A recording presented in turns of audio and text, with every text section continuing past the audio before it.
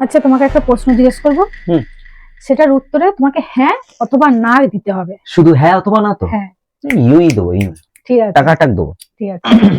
তুমি পাশের বাড়ির বৌদিকে দেখা বন্ধ করে দিয়েছো? হ্যাঁ অথবা না।